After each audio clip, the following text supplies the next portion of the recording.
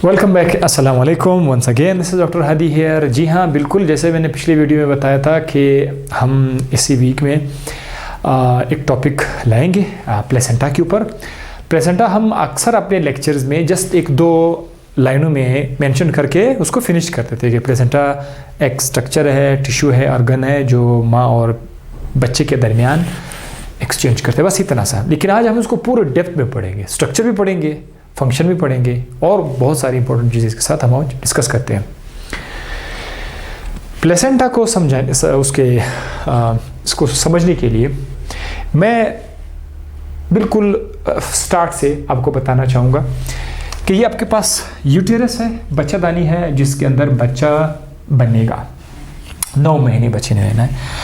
अब आपको पता है कि यूटेरस के अंदर यहाँ पर ये वाली जो दीवारें हैं ना, ये बहुत ज़्यादा इम्पोर्टेंट है। ये वाला जो दीवारें हैं, ठीक है, यहाँ पर ये मैं इसको थोड़ा सा इस तरह लिख लेता हूँ, मस्कुलर कर देता हूँ, ठीक है। ये सारा ये जो वॉल है ना, ये मस्कुलर वॉल है, ठीक है।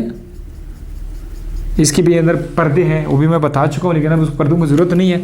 फिलहाल मैं इसको ले नाम दे रहा हूँ एंडो, जो अंदर की तरफ है, ठीक है। इसको अंदर की तरफ अगर आप देखोगे ना तो इसका नाम है एंडोमेटेरियम, ठीक है। एंडोमेटेरियम इस पर्दे का नाम है। और प्लेसेंटा का काम जो है मैं यहाँ से ही आपको बता सकता हूँ। देखिए, हमें पता है कि जाइगोट कहाँ पे बनता है। यहाँ से जो फैलोपियन ट्यूब है, यहाँ से जो एक फैलोपियन ट्यूब है, उस ट्यूब के अंदर जाइगोट बन जाता है। अंडा और स्पर्म यहाँ मिल जाते हैं। वो जाइगोट नीचे उतर कर यहाँ पर आएगा। पिछली वीडियो में भी बता चुका हूँ। जाइगोट अपने आप को क्या करेगा, यहाँ पर ये अपने आप को इम्प्लांट करेगा। 1 cell, 2 cell, 3 cell, 4 cell, 5 cell, वो मेम्ब्रेन भी बन जाएंगे। अंदर जो एक्टोडर्म है, मेसोडर्म, वो सब कुछ यहाँ पर बनेगा। अब आप ज़रा इस डायग्राम को आप ज़रा देखिए। बच्चा यहाँ पर जो है, बच्चा इसको अभी नहीं कह सकते हैं, अभी ये बिल्कुल एक इनकम्प्लीट स्ट्रक्चर है। ये स्टार्ट में क्या करता है, स्टार्ट में ये ऑक्सीजन और खुराक डायरेक्ट लेता है माँ के जिस्म से, डायरेक्ट इसको मिलता है। डायरेक्ट, कोई पाइप नहीं है, कोई टिश्यू नहीं है, डायरेक्ट इसको ऑक्सीजन भी मिल जाता है, खुराक भी मिल जाता है। लेकिन कुछ टाइम के बाद इसका स्ट्रक्चर कुछ इस तरह से होता है। अब आप देखिए, ये वाला जो इलाका आप देख रहे हैं ना, ये वाला जो इलाका है, अगर मैं इसको थोड़ा बड़ा करके दिखाऊँ ना तो ये बन जाएगा। ये है, ये बच्चा है, ठीक है। ये वाला जो है, अब मैं इसको ढूंढता हूँ, दिस वन, ये आपका डेवलपिंग एम्ब्रियो आपको इसको कह सकते हैं। डेवलपिंग एम्ब्रियो कह दे, उसको बच्चा कह दे। ये है ना, ये है, ठीक है। This one is the developing embryo. अब इस एम्ब्रियो के आसपास आप देखेंगे इसके अंदर मेम्ब्रेन है।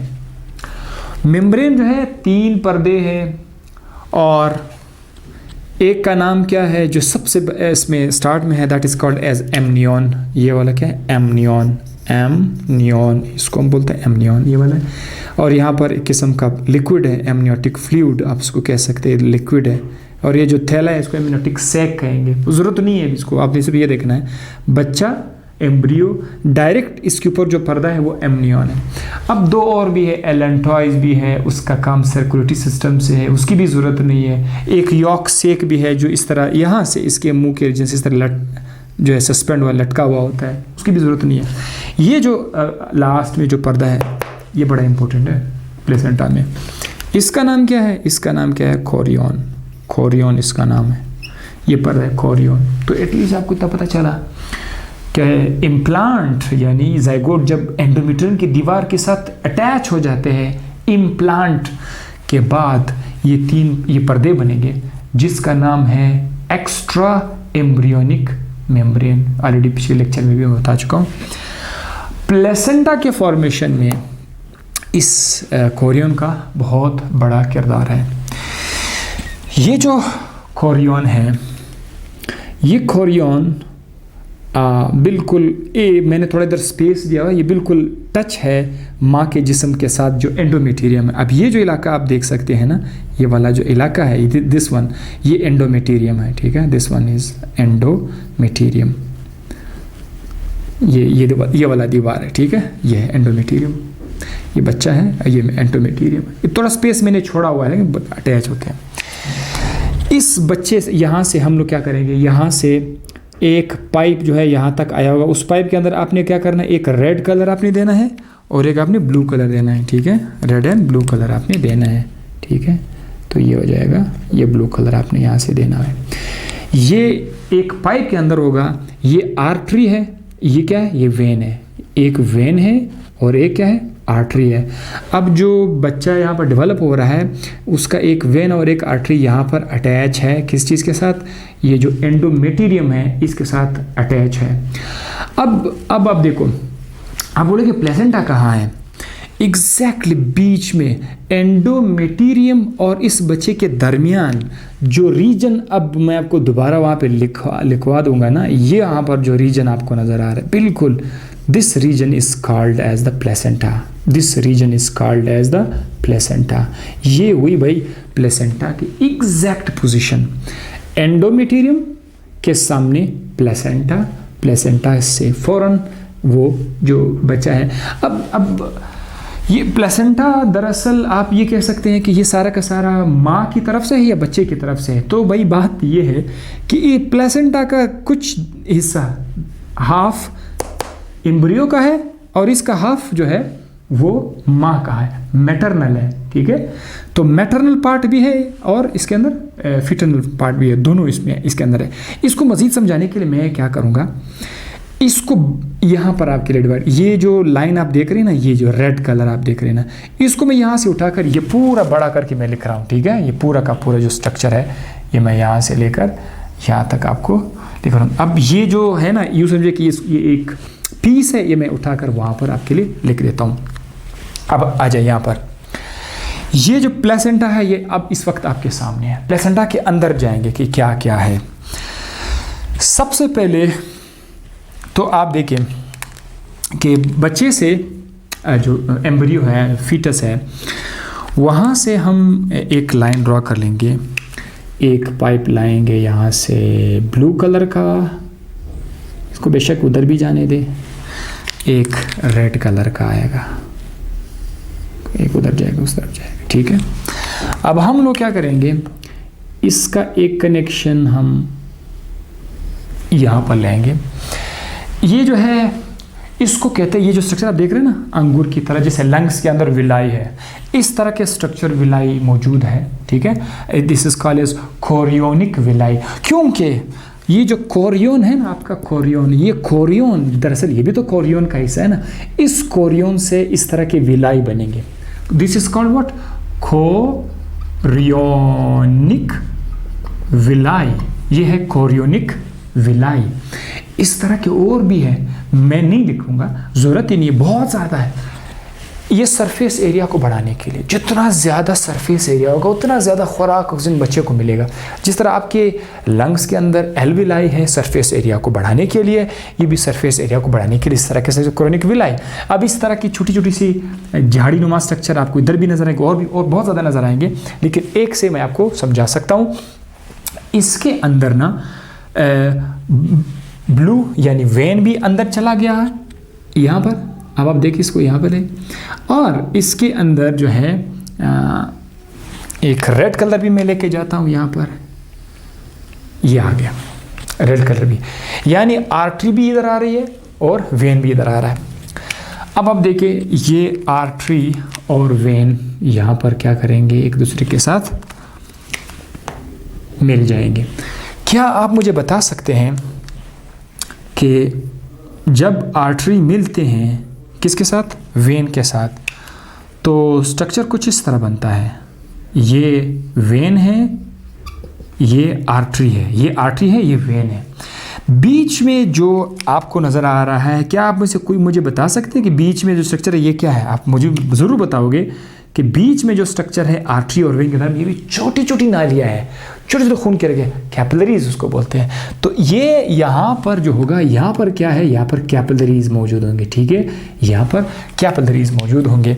बिल्कुल एग्जैक्टली इसी तरह से यहाँ पर भी कैपिलरीज होंगे, यहाँ पर भी कैपिलरीज होंगे, यहाँ पर भी, यहाँ पर भी, यहाँ पर भी।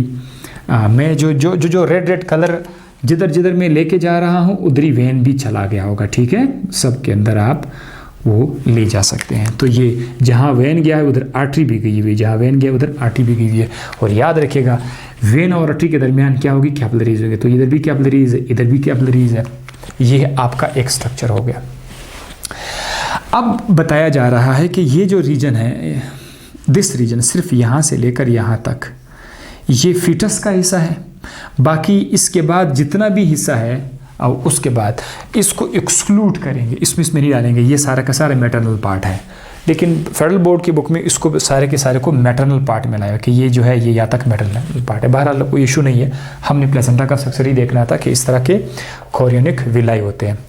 تو کورینک ویلائی تک سٹرکچر ہم نے دیکھ لیا.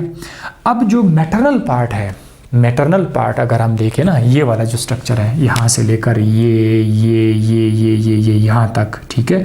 یہ میٹرنل پارٹ میں آپ کو پروجیکشنز نظر آئیں گے نکلے ہوئے سے, جیسے کہ یہ پروجیکشن ہے, پھر یہ پروجیکشن ہے.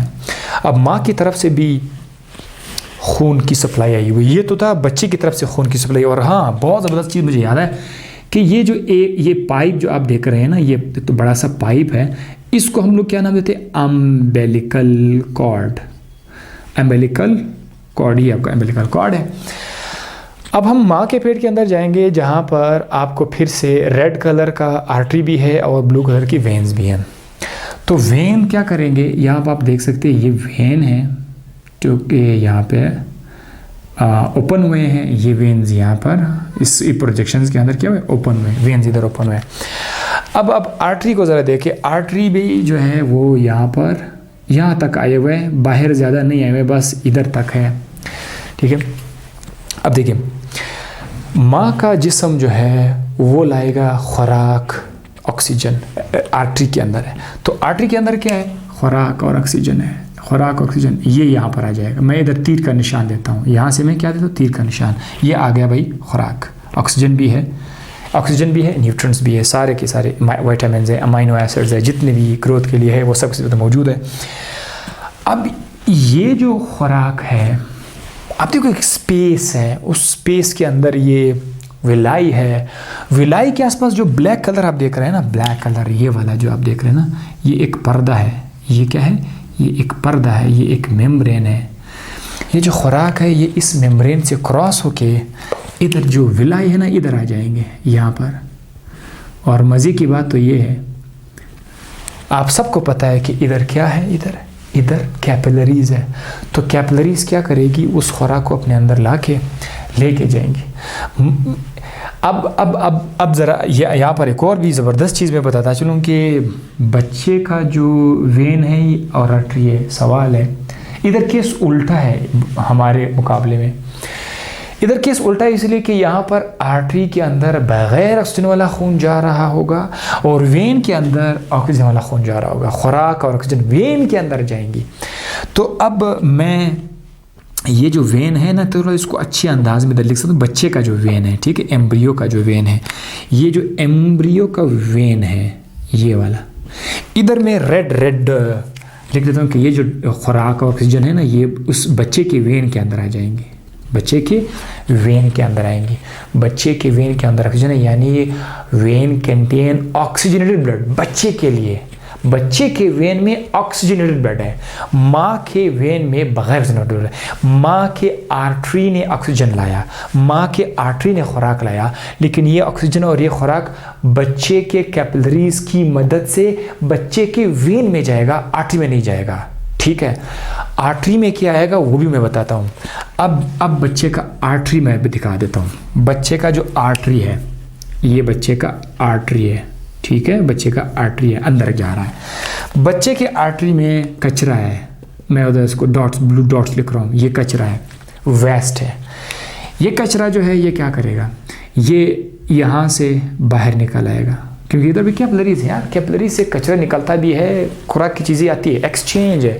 کیپلریز صرف کام کی چیزوں کو اندر نہیں لاتا, کام کی چیزوں کو اندر لا کے کچرا باہر پھینک دیتے ہیں. تو انہی کیپلریز سے کچرا باہر آئے گا, ٹھیک ہے. اب جب یہ باہر آئے گا تو یہ جو آپ کے پروجیکشنز آپ دیکھ رہے ہیں نا, یہ پروجیکشن کے اندر کیا ہے, وینز ہے. یہ وینز ہے نا یہاں پر پروجیکشن کے اندر کیا ہے, وینز, چھوٹی چھوٹی سی وینز ہے. ادھر بھی کیپلریز ہے, یہ نہیں کہ ادھر بھی کیپلریز نہیں ہے. तो ये जो कचरा है ये माँ के जिस्म का जो वेन है ना उसको मिल जाएंगे। यहाँ से जो कचरा निकल रहा है ना वो वेन के अंदर जाकर माँ के जिस्म में चला जाएगा। तो माँ का जिस्म बच्चे से कचरा अपने वेन्स के ज़रिए ले जा रहा है। बच्चे को खुराक माँ अपने आर्टरी की मदद से दे रहा है। ये था। अब बच्चे का जो दिल है वो ब्लड को पंप करता है। वो किस ब्लड को पंप करता है? आर्टरी के अंदर। जो हमें पता है ना, दिल जो है वो आर्टरी के अंदर ब्लड को पंप करता है, पुश कर देता है। तो बच्चा कचरे को अपने आर्टरी में यानी बगैर वजन वाला ब्लड आर्टरी में डाल के वो एक्सपेल कर लेता है और वेन में अपने लिए खुराक और ज़रूरत की चीज़ें लाता है। तो आर्टरी कचरा ले जाता है, वेन्स काम की चीज़ें बच्चे के अंदर ले आता है। आर्टरी बच्चे से एम्ब्रियो से कचरा ले जाता है, बग़ैर ऑक्सीजन वाला खून लेके जाएगा, वेन वहाँ से ऑक्सीजन और खून लेके आएगा। ये सिलसिला क्या करेगा? चलता रहेगा। ये रहा प्लेसेंटा और ये रहा बच्चा, एम्ब्रियो। प्लेसेंटा और एम्ब्रियो के दरमियान ये कनेक्शन है, ये पाइप है। ये तो सारा प्लेसेंटा है ना, ये जो पाइप है इसको बोलते हैं अम्बिलिकल कॉर्ड। सो अम्बिलिकल कॉर्ड वो स्ट्रक्चर है जो प्लेसेंटा को बच्चे के साथ मिलाता है। इसी अम्बिलिकल कॉर्ड के अंदर खून की रगें हैं, आर्टरी भी है और वेन भी है। आर्टरी और वेन यहाँ पर पहुँचकर कुछ इस तरफ चले जाएंगे, कुछ इस तरफ चले जाएंगे। यह हर आर्टरी और वेन फिर एक विलाई के अंदर जाएगा। उस विलाई के अंदर उसकी कैपिलरीज होंगे, हर शाख पे कैपिलरीज होंगे। ये कैपिलरीज फिर क्या करेंगे? एक्सचेंज करेंगे, कचरे को बाहर निकाल देंगे और ऑक्सीजन वगैरह को अंदर लाएंगे। तो इस तरह से प्लेसेंटा मुकम्मल हो जाता है। प्लेसेंटा का स्ट्रक्चर भी हो गया और अम्बिलिकल कॉर्ड भी हो गया। ये जो प्लेसेंटा है इसको हम एक और लेक्चर में देखेंगे कि बच्चा जब इस दुनिया में आएगा डिलीवरी के वक्त इस प्लेसेंटा को क्या होता है, बच्चा किस तरह सांस लेना शुरू करेगा, ये कैसे कैसे ख़त्म हो जाता है, वो फिर नेक्स्ट वीडियो लेक्चर में बताएंगे। आप ये सारा का सारा डायग्राम लिखेंगे और जो कुछ मैंने बताया आपको वो सब आप अपनी गुलाबी इंग्लिश में लिखना शुरू करेंगे कि प्लेसेंटा का पहले डेफिनेशन लिखेंगे, इसका काम क्या है। पहले 4 लाइनों में इसका काम आप ज़रूर लिखेंगे। पहला काम, सबसे पहला काम जो कई सालों से हम अपने स्टूडेंट को बता रहे हैं कि प्लेसेंटा का काम यह है कि ये माँ और बच्चे की जिस्म के दरमियान तबादला करते हैं कचरा और खुराक काम की चीज़ों को। ये वो करते हैं, ऑक्सीजन गैस के एक्सचेंज हो जाते हैं, कचरा भी एक्सचेंज होता है, ठीक है। यूरिया वगैरह जो है ये एक एक्सचेंज के लिए, खुराक एक्सचेंज। दूसरा काम अगर आप देखें, दूसरा काम क्या है, हार्मोन्स भी हैं। हार्मोन्स प्लेसेंटा हार्मोन भी रिलीज़ करते हैं। कौन कौन से हार्मोन रिलीज़ करते हैं? कौन कौन से हैं? ये है एस्ट्रोजन और प्रोजेस्टेरोन। एस्ट्रोजन और प्रोजेस्टेरोन ये रिलीज़ करते हैं। पता है प्रोजेस्टेरोन एक ऐसा हार्मोन है जो प्रेगनेंसी को मेंटेन करता है 9 महीने तक।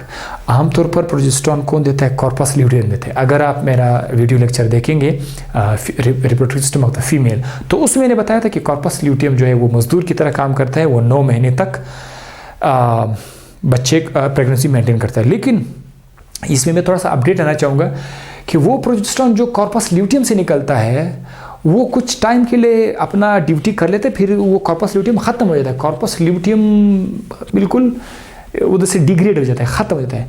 उसके बाद ये ड्यूटी कौन करना शुरू होता है? ये प्लेसेंटा करता है, क्योंकि प्लेसेंटा स्टार्ट में नहीं होता, प्लेसेंटा बाद में जाता है। तो बाद में जब प्लेसेंटा आएगा तो कॉर्पस ल्यूटियम ख़त्म होगा। प्लेसेंटा कॉर्पस ल्यूटियम को बाय बाय कहेगी, भाई कॉर्पस ल्यूटियम आपका भी काम नहीं है, हम लोग अभी अपना प्रोजेस्टेरोन हार्मोन बनाएंगे, आपका कोई ज़रूरत नहीं है। अब ये जो प्रोजेस्टेरोन है ये माँ के जिस्म के अंदर प्रेगनेंसी को 9 महीने तक मेंटेन करेगा। तो प्लेसेंटा प्रोजेस्टेरोन भी निकाल रहा है, बच्चे को खुराक भी दे रहा है, बच्चे से कचरा भी निकाल रहा है। ये सारा का सारा काम जो है ये प्लेसेंटा का है। प्लेसेंटा माँ के जिस्म में हमेशा नहीं रहता, जब तक बच्चा माँ के पेट के अंदर है प्लेसेंटा है, बच्चा बाहर आया प्लेसेंटा भी बाहर आएगा। तो इसका सिर्फ इतना सा स्ट्रक्चर था, बड़ा प्यारा स्ट्रक्चर है और स्ट्रक्चर भी हो गया, डेफिनेशन भी हो गया। आई होप आपको ये लेक्चर समझ आ गया होगा। समझ आ गया है तो हमें ज़रूर लाइक दीजिए करें और आपके आसपास जो दोस्त हैं उनको भी ये वीडियो शेयर करते जाइएगा।